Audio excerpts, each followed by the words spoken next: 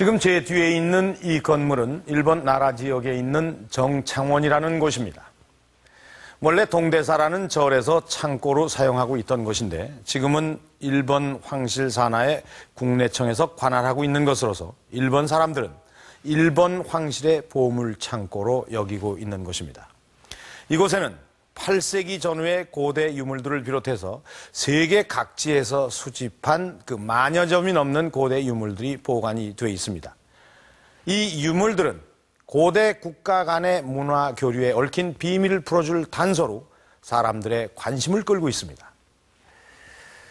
그런데 이 유물들을 일반 사람들이 실물로 볼 수 있는 것은 1년에 2차례 있는 전시회뿐입니다. 그것도 극히 일부의 유물만이 공개가 되는데 일본 사람들은 이 보물들을 일본 황실의 소유로 여겨서 아주 신성하게 생각하고 있기 때문입니다. 그런데 이 유물들 중에서 우리의 관심을 끄는 물건이 하나 있습니다.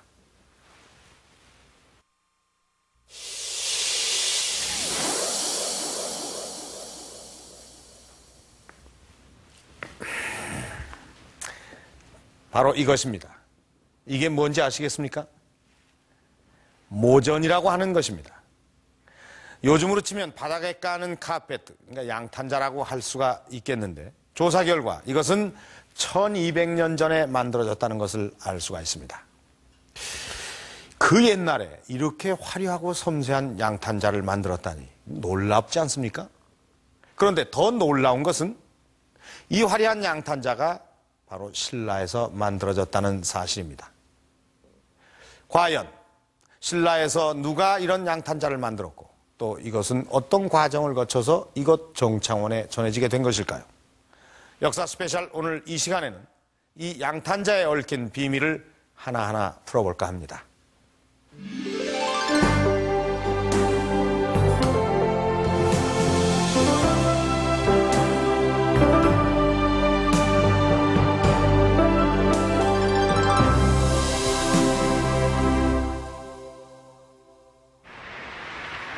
일본 나라현 나라시.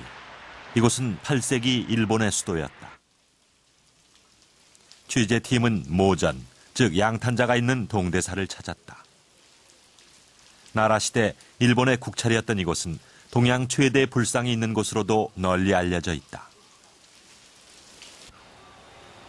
정창원은 법당 뒤편, 사람들의 발길이 잘 닿지 않는 곳에 자리해 있었다. 이 목조 건물이 처음부터 일본 황실의 보물창고로 쓰인 것은 아니었다. 756년 동대사를 창건했던 성무 천황이 죽자 그의 부인은 천황이 쓰던 유품들을 동대사 대불에게 바쳤다. 그것이 일본 황실의 보물창고 정창원의 시작이었다. その聖武天皇がご遺影になったものといいますのは日常身の回りにあったものですから、我々平民が持つものと違って立派なものばっかりでございます。そういう中には唐から伝わったもの、あるいは白井からもたらされたもの、そういうのが大変たくさんあります。 이후 정창원의 보물들은 일반인의 접근이 허락되지 않았다. 이 때문에 온전한 상태로 1200년의 세월을 이어올 수 있었던 것이다.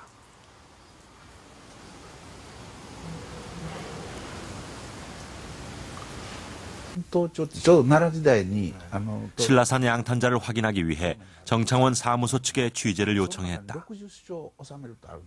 유물 보호를 위해 실물 공개는 곤란하지만 슬라이드로 보여주겠다는 답을 얻을 수 있었다.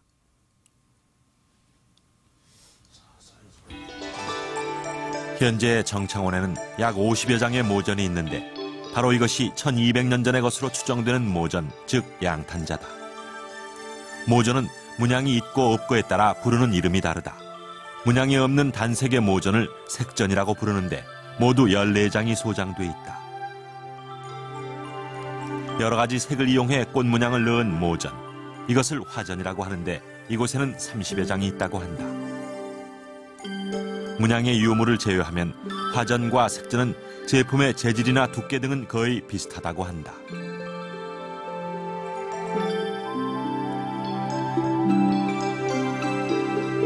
数年前の材質調査で分かったんですがカシミヤ系のヤギの毛である羊のもう一つ前の段階ですね、カシミヤ家のカシミール地方ですか、あの辺で取れるヤギの毛やということが分かりました。まだ畳が普及してなかったものですからね、天皇のベッドには畳が引かれておりますが、床はそのまま板の間ですから痛いし、暖を取るためにもこういう柔らかいものが適していたと思うんですけど。 요즘으로 치면 모전은 추위를 이기기 위한 방석과 같은 용도로 쓰였던 것이다. 당시로선 무척 귀한 물건으로 지배계층이었던 왕족이나 귀족, 승려 집단의 국한에 사용할 수 있었던 것이다. 이 양탄자들이 신라에서 왔음을 알려주는 것은 모서리에 붙은 첩폭이라고 부르는 꼬리표 때문이다.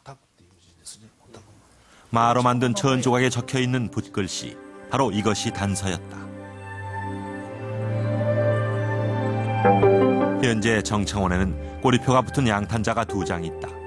흑백 사진으로 공개된 이 화전에도 비슷한 꼬리표가 붙어 있는 것이다. 이 꼬리표는 처음부터 붙어 있던 것으로 구입 후 한 번도 사용하지 않았음을 보여주는 증거다.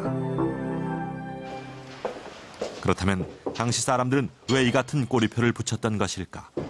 꼬리표의 글씨를 해석하기 위해 제1교포 사학자 이성시 교수를 찾았다. 꼬리표에 적힌 글씨들은 대체로 선명히 남아있어 알아보는 데는 큰 무리가 없었다. 내용이 그에 유사해 2장의 꼬리표는 같은 용도로 사용됐을 것으로 짐작할 수 있다. 이성시 교수의 견해에 따르면 첫 줄을 통해서는 만든 사람이 누구인지를 확인할 수 있다. 행권 한사, 자초랑이 바로 그것이다. 여기서 한사라는 말은 신라의 17관 등 직급 중 12번째 관등을 가리키는 말이다. 즉, 이 모전은 한사의 관등에 있는 행권이라는 사람의 집에서 만든 것임을 나타낸다. 왼쪽 색전의 꼬리표에는 자초랑댁이라는 묵서명이 적혀있다. 자초랑이라는 사람의 집에서 만든 모전임을 나타내고 있는 것이다.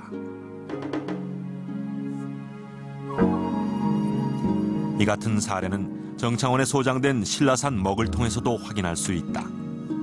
신라 양가 상목, 신라 무가 상목. 이 말은 신라의 양씨 집안과 무씨 집안에서 만든 상등품 먹이라는 뜻이다. 양쪽 꼬리표에서 공통적으로 사용하고 있는 연물 득초라는 말도 주목을 끈다.